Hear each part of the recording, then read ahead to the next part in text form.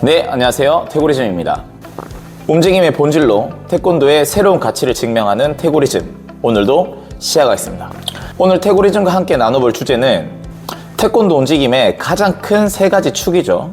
겨루기, 품새, 시범에 대해서 한번 얘기를 해보려고 합니다. 우리가 이렇게 파트가 나누어져 있다는 것만으로도 그 파트가 가지고 있는 특징이 있다는 것을 알 수 있어요.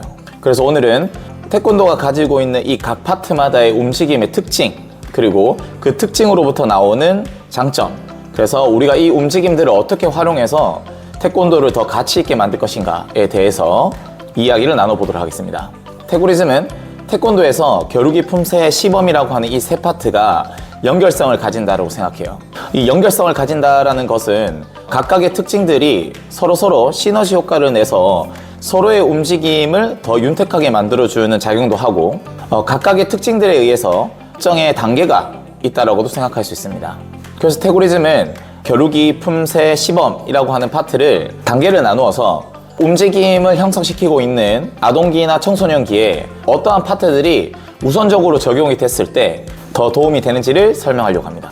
태고리즘은 겨루기, 품새, 시범이 하나의 움직임 체계라고 바라보고 있어요. 그래서 태권도의 모든 움직임들이 다 중요하다고 생각해요. 하지만 우리가 움직임을 배워가는 과정에서 태고리즘은 겨루기가 우선시 되는 것이 조금 더 효율적이라고 보고 있어요.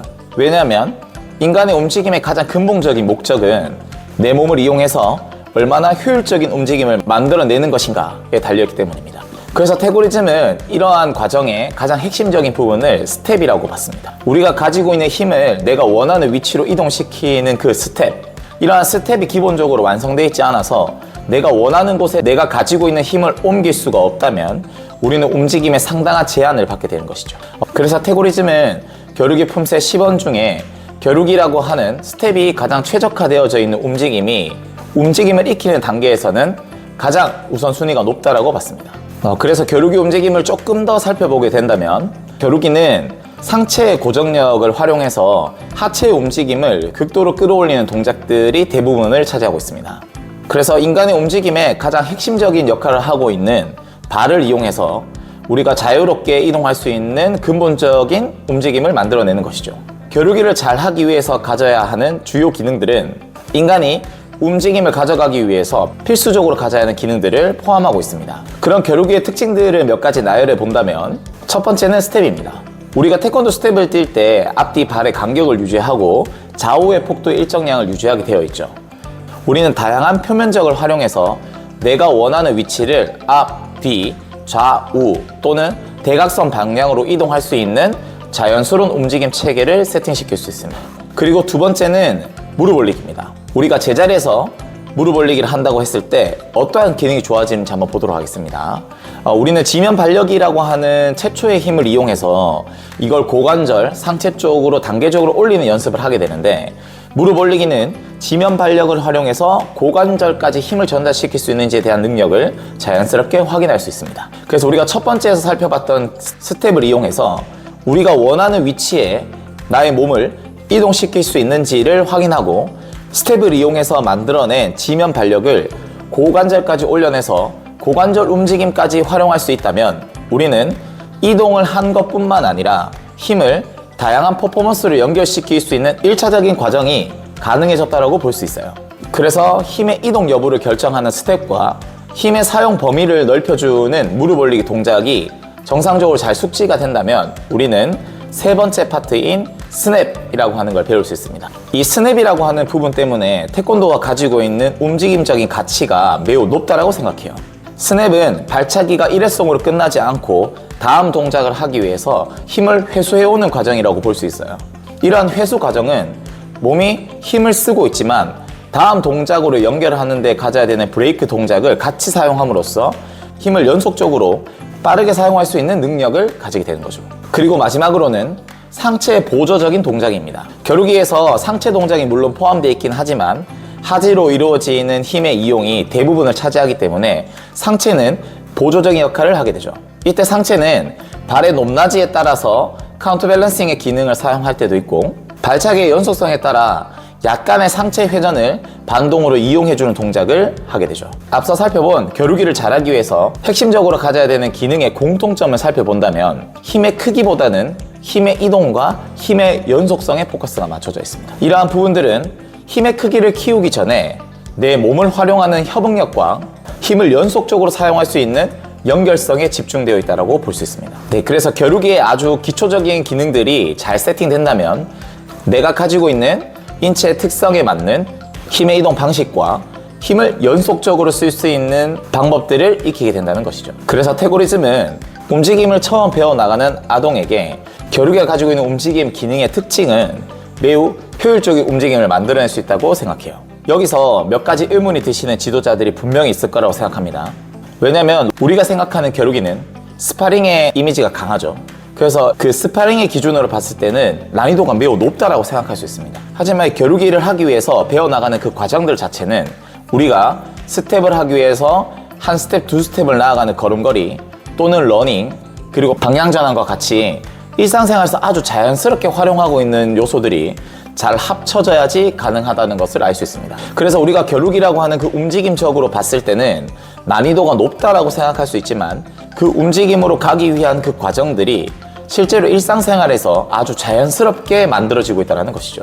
그래서 우리가 원하는 행동을 하기 위해서 원하는 목적지에 가기 위해서 사용하는 사람의 이동 방식이 스텝과 연결되어져 있다는 것을 이해할 수 있다면 지금과 같이 겨루기가 왜 아동 발달에서 가장 첫 번째로 걸어줘야 하는 중요한 움직임인지를 이해하실 수 있을 겁니다. 네, 다음은 품새입니다.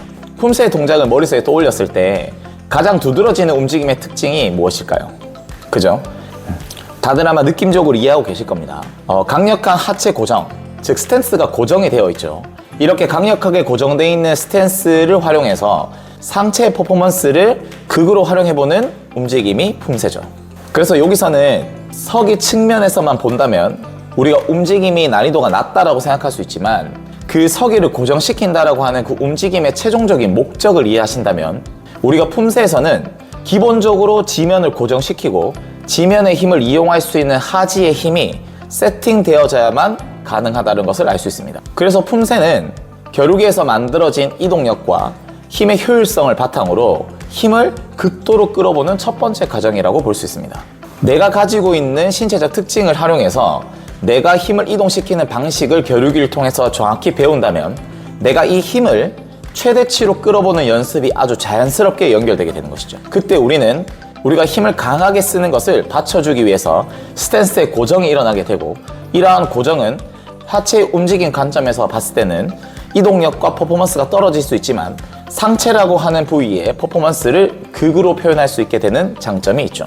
그래서 품새는 내가 가지고 있는 하지 고정력의 힘, 즉 겨루기로 쌓아온 이동력과 협응력을 바탕으로 힘을 골반 쪽으로 최대한 모아서 상체의 움직임으로 바꿔보는 파트라고 생각할 수 있습니다.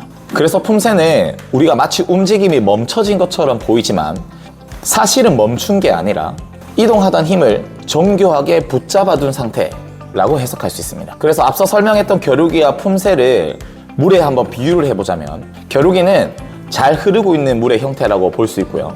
품새는 그 물을 특정 공간에 모았다가 한 번에 방출시키는 역할을 한다고 생각할 수 있습니다. 그래서 우리는 물이 잘 흘러서 어떤 특정 공간에 고이게끔 할 수 있는 그 양을 가지고 있어야지만 하체 고정을 이용해서 폭발적인 상체 움직임을 만들어내는 품새를 자연스럽게 잘 할 수 있게 된다는 것이죠. 그래서 이렇게 품새가 가지고 있는 하체 고정, 그로 인한 상체 퍼포먼스가 정상적으로 잘 습득이 된다면 품새에서 힘을 방출시키는 방향을 다양하게 가져갈 수 있죠.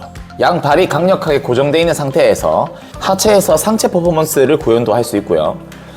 발차기에서는 강력한 하체 고정력으로 하체 쪽으로 힘을 이동시켜보는 방식도 연습을 할 수 있게 됩니다. 그래서 이러한 품새에서 만들어내고 있는 연무 동작은 힘을 발에서 발 또는 발에서 상체로 연결시켜주는 에너지의 연무라고 볼 수 있습니다. 어떻게 지금까지 설명했던 두 파트가 이해가 좀 잘 되시나요? 태권도 지도자들이 이렇게 태권도가 가지고 있는 각 파트들에 대한 생각이 다양할 수 있다고 생각합니다.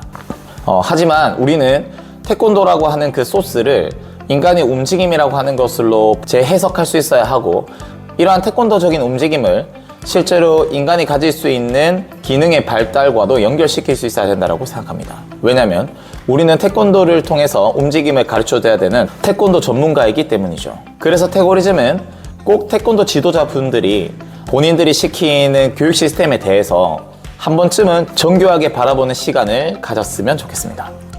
우리가 마지막으로 살펴볼 파트는 시범입니다. 요즘 시범에 대한 열풍이 어마어마하죠.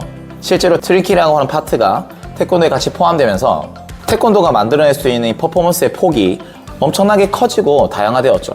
그래서 오늘 설명드리려고 하는 이 시범의 특징을 잘 이해하신다면은 이런 시범이 만들어내고 있는 이런 폭넓은 퍼포먼스를 선수들이 부상을 당하지 않고 잘 이끌어갈 수 있는 핵심적인 기준이 될 수 있다고 생각합니다. 자, 우리가 이렇게 시범을 살펴보기 위해서는 앞에서 설명했던 겨루기와 품새의 특징을 정확하게 이해하고 있어야지만 가능하다고 봐요.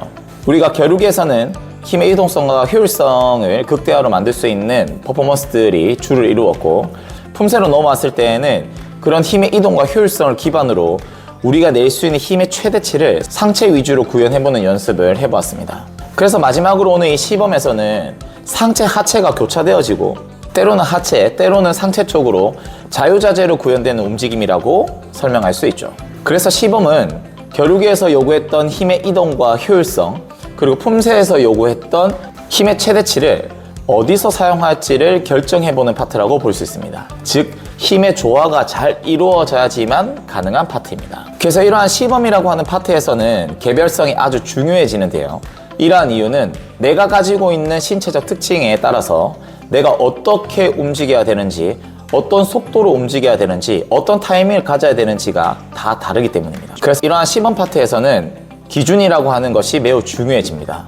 어느 누구에게나 적용되는 특정 움직임을 만들어내기 위한 핵심적인 기준점이 잘 제시되어야 또한 개별성이 각각의 특성에 맞게끔 적용될 수 있는 것이죠. 그래서 태고리즘은 이런 시범 파트에서 가지고 있는 이런 노하우들이 특정한 기준점을 정확히 가지지 못한다면 너무 지극히 개인화되어져 있는 하나의 피드백이 될 수 있다고 생각합니다. 그래서 이런 시범이라고 하는 파트를 잘 수행하기 위해서는 다양한 선수들에 대한 영상 자료를 바탕으로 이 선수들이 공통적으로 만들어내고 있는 특징들을 잘 파악하셔야 핵심적인 움직임 도출과 핵심적으로 사용해야 되는 힘의 강약 포인트들을 정확하게 짚어낼 수 있다고 생각합니다. 네, 여기까지 저희가 핵심 세 파트의 움직임 특징을 한번 살펴봤는데요. 태고리즘은 이러한 움직임 특징을 파악하는 것이 중요하다고 보는 것이 아니라 이러한 일련의 움직임의 특징들을 파악해 봄으로써 태권도가 가지고 있는 그 움직임이 일정의 단계가 존재한다는 것을 알 수 있습니다. 이러한 단계는 우리가 인간이 성장을 하면서 거쳐야 하는 움직임의 기능 발달에도 도움이 되지만 이러한 부분들이 정교하게 세팅되는 것 자체가 우리가 움직임으로서 가질 수 있는 심리와 정서의 확립에도 충분히 도움을 줄 수 있다는 것이죠. 그래서 태고리즘은 이렇게 겨루기, 품새, 시범이라고 하는 파트를 단계적으로 올라옴으로써 또한 어떤 특정 지점에 가서는 이러한 세 파트를 자연스럽게 섞어서 사용할 수 있는 단계가 되는 것을 인간의 성장의 단계로 연결시켰습니다. 그래서 이러한 부분들이 조금 더 나아가진다면 어떤 특정 수련생이 문제가 있는 상태에서 체육관에 오게 되었을 때 이 문제를 우리가 태권도 움직임 중에 어떠한 포인트를 살려줬을 때 이 아이가 지금 가지고 있는 감정의 상태, 지금 가지고 있는 움직임 상태를 긍정적으로 이끌어 갈 수 있을지에 대한 피드백이 나올 수 있다는 것이죠. 태고리즘은 태권도가 인간의 모든 움직임을 포함하고 있다고 생각합니다. 이런 모든 움직임을 포함하고 있다고 생각하는 가장 큰 이유는 인간이 성장을 하면서 가져야 하는 그 핵심적인 움직임의 기능들을 모두 다 포함하고 있기 때문입니다. 그래서 우리가 이런 태권도적인 움직임의 이해가 깊어질수록 그 대상자가 가지고 있는 개별적 특성을 정확하게 고려해서 내가 태권도 움직임 전문가로서의 피드백을 줄 수 있다고 생각합니다. 이러한 부분들은 각 연령층 대상자들에게 적합한 움직임과 그에 맞는 정서 확립을 시켜줄 수 있다고 생각합니다. 그래서 태고리즘은 태권도 기술만 가르치는 것이 태권도 교육이라고 생각하지 않습니다. 태권도를 통해서 고객들에게 더 나은 움직임, 그로 인한 더 나은 경험을 주고자 합니다. 오늘 말씀드린 것처럼 겨루기, 품새, 시범을 각각 따로 떨어진 종목으로 보지 않습니다.